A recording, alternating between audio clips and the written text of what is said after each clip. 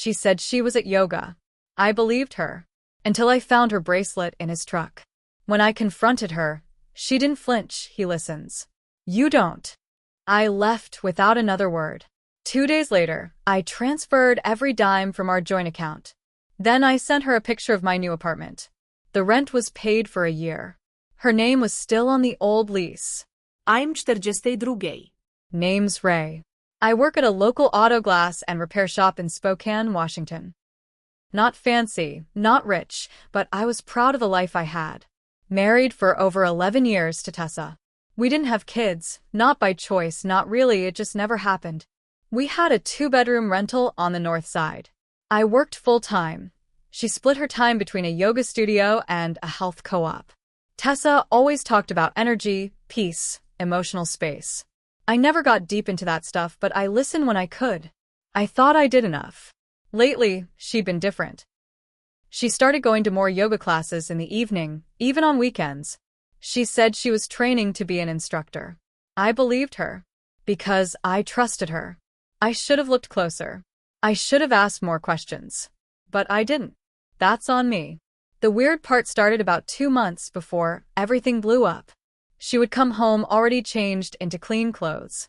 Hair wet, smelling like some kind of eucalyptus shampoo I'd never seen in our shower. I didn't say much. I noticed it, but I figured maybe they had a locker room at the studio or something.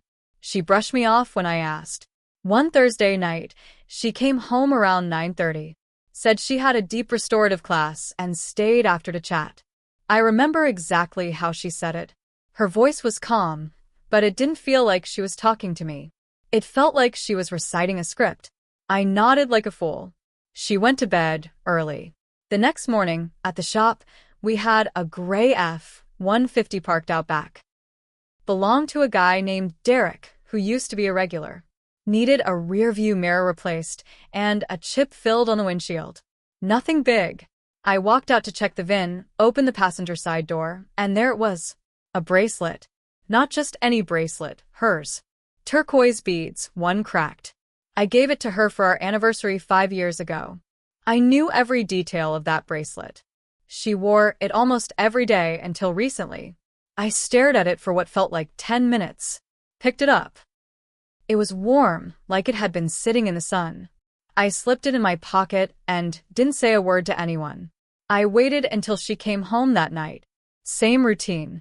She tossed her gym bag on the floor and headed for the kitchen. I followed. My hand was shaking. I pulled the bracelet out of my pocket and laid it on the counter in front of her. She looked down, looked up. No shock, no guilt, just a long, empty stare. "Where'd you find that?" she asked flat. "In Derek's truck," I said. She didn't even pretend to act confused. Didn't ask who that was or try to lie. Just stood there. Then she said it. "He listens. You don't." That's it. Just those 4 words. She turned around and walked into the bedroom. No tears. No yelling. Not even a fight. Like I wasn't worth the energy. That hit harder than if she'd screamed in my face. I stood in that kitchen with my jaw locked tight, staring at that bracelet, and all I could think was, I'm done. I left that night. Took my truck, my clothes, and a backpack. Drove to a buddy's place and crashed on his couch. He didn't ask questions. Just tossed me a blanket. 2 days later, I was at the bank. We had a joint savings account. $68,000 and change. We'd been saving for years for what? I don't even know anymore. Future? House? Kids? Didn't matter now. I transferred every cent to a new account I opened that morning in my name only.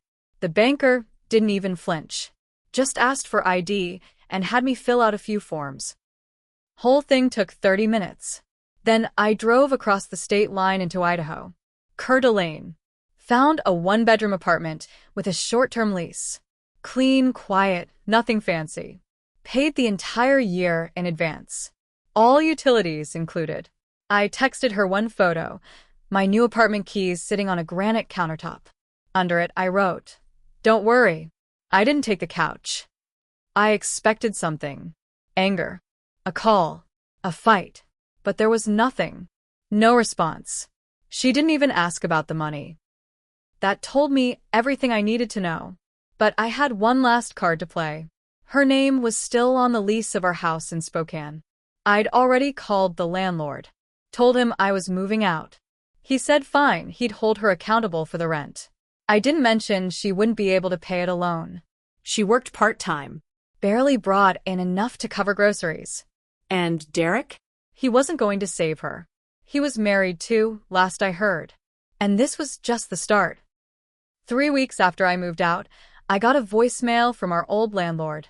Hey Ray, just wanted to check in. Rent's late. Haven't heard from Tessa either. Her number disconnected? I didn't call back. I knew what was happening. I'd already cut off her line on the shared phone plan. She thought I'd roll over and leave her with everything. Instead, I left her with nothing but rent she couldn't pay and a lease in her name. Then I started hearing things around town. One of the techs at my shop, Brian, pulled me aside one afternoon. You know Derek doesn't work at the mill anymore, right? He said. What do you mean? He got let go. Wife found out about the affair. Went nuclear. His kids aren't speaking to him. I stared at him. I hadn't even known Derek was married with kids. Shows how blind I was. Tessa had blown up her marriage and his. Then I got a message from someone I didn't expect, Rachel. Tessa's younger sister. We'd never been close. She always looked at me like I was boring. Safe. But that night she messaged me on Facebook. I'm sorry. She's been lying for a long time. I didn't know how to tell you. But you didn't deserve this. I stared at that message for a long time. I didn't respond. A week later, I was driving through Spokane on my way to pick up parts and decided to stop by the old house. I knew she wasn't home. Her car was gone. I just wanted to see it. The grass was tall. Mail piling up. Landlord had taped a notice to pay or vacate on the front door. I got out of the truck and just stood there. It looked sad. Like something dead that used to be alive. I felt nothing. But that was just the surface. Deeper down, I wanted more. I wanted her to feel something, anything. The kind of pain she didn't expect. The kind that eats at you. So, I made another move. I called a lawyer. Not to divorce her, that was already in progress. But to ask about the car. Her Prius was in my name. I bought it, insured it, registered it. She used it. But technically, it was mine. The lawyer said it was simple. I waited until she was at the co-op, confirmed it through her sister, and showed up in the parking lot with a tow truck. Watched from across the lot as they hooked up the car and hauled it off. She came out 20 minutes later, groceries in hand, and stood frozen on the sidewalk. She called once. Left a voicemail. Voice shaking. You didn't have to do that. You're being cruel. I deleted it. No reply. Full? No. Cruel was looking your husband in the face and saying he listens. You don't like I was some kind of wall. Cruel was stealing years of loyalty and turning them into a punchline. Cruel was walking away without a flicker of guilt. Then something happened I didn't expect. Derek showed up at my shop. Middle of a Tuesday. Walked in like a man already defeated. Eyes sunken, jaw clenched, clothes wrinkled. I just want to talk, he said. I almost laughed in his face. But I let him speak. She lied to me too, he said. Told me you were separated. Said you didn't care about her anymore. I didn't say anything. She wrecked my marriage. My kids won't look at me. I lost everything. Not my problem, I said. He nodded like he expected it. Then he looked me in the eye. She's been seeing someone else now. Not me. Some guy from the studio. Younger. I blinked. He held up his hands. I'm not here to ask for sympathy. I just thought you should know. You weren't the only one she lied to. I watched him walk out of the shop. He looked 10 years older than the last time I'd seen him. I went home and sat in my new apartment. Quiet. Just the hum of the fridge and the ceiling fan. Tessa had moved on again. Burned through 2 men like deadwood and already lining up the next. But this time, there was no money left. No car. No house. No steady job. And nowhere left to land. I wasn't done yet. A few days later, I got another message. This time from someone I hadn't heard from in years, Allie. Tessa's old college roommate. We'd met a few times back when Tessa and I first started dating, but we were never close. Her message was short. Call me. It's about Tessa. You deserve to know. I almost ignored it, but something told me to pick up the phone. Allie answered on the first ring. Her voice was low, like she didn't want anyone to hear. She lied to all of us, Ray. For a long time. I stayed quiet. She told me she was staying with you until she could secure something better. That's how she worded it. Said you were predictable, reliable. Said you wouldn't leave her so she could do what she wanted. My jaw locked. That was back in 2022, she continued. She was already seeing Derek. And someone else before him. I kept my mouth shut. I thought maybe she was just blowing off steam. But then I heard what happened, and I felt sick. I still didn't speak. She was never planning to stay with you long term. You were a backup. That's what she called you once. A backup. That word stuck in my throat. Backup. After everything I did. After all those nights fixing things, supporting her, never asking for much. I thanked Allie and hung up. That night, I went back through old photos. Trips we took. Birthdays. Even just random mornings in the kitchen. I kept staring, trying to see it, any sign that she didn't mean it. That she wasn't really present. And once I started looking, I saw it. She was always a little apart. Even when she smiled, her eyes were somewhere else. Then I remembered something. A notebook she used to keep in her nightstand. Said it was for journaling. I never touched it. Never looked at her stuff. But before I left, I'd grabbed a few boxes from the house. That notebook was in one of them. I opened it. Page after page of neat handwriting. Most of it was day-to-day junk. Thoughts. Mood swings. Yoga ideas. But one section near the back hit me like a brick. Lists. Names. Men who pay attention. Derek was on there. So was another name I didn't recognize, Nate. Then underneath something even worse. Pros/cons, staying with Ray, I read every line. My hands were shaking. Pros. Pays bills, stable, doesn't ask questions, predictable, not demanding. Cons. Emotionally flat, doesn't challenge me, boring, not ambitious, stuck. My name, my life, my loyalty, broken down into a damn checklist. And at the bottom, keep until better option comes along? That was the last straw. Up to that point, I thought I'd gotten my revenge by walking away and taking the money. By leaving her with the lease and no car. But now I saw her for what she really was. This wasn't just betrayal. This was strategy. I'd been used like a stepping stone. So I made a plan. First, I hired a private investigator. Yeah, it was a bit much. But I needed to know. I gave him her name, last known address, and told him I wanted info, work, relationships, anything. A week later, I had a file. She was staying with some guy named Nate, early 30s. Worked at a climbing gym. Drove a motorcycle. Posted spiritual quotes online. No stable income. No real job history. Just vibes and abs. Perfect. Tessa had started teaching part-time yoga again at a strip mall studio in Post Falls. Barely scraping by. No car. Living off Nate's couch, most likely. But here's the kicker. She had applied for a personal loan. $25,000. She listed me as her emergency contact. Still had my name on forms. I called the bank and flagged it. They shut it down before she got the funds. She called me that night from a block number. You had no right, she said. No, Tessa. I replied, calm as ever. You had no right. You used me. She started to cry.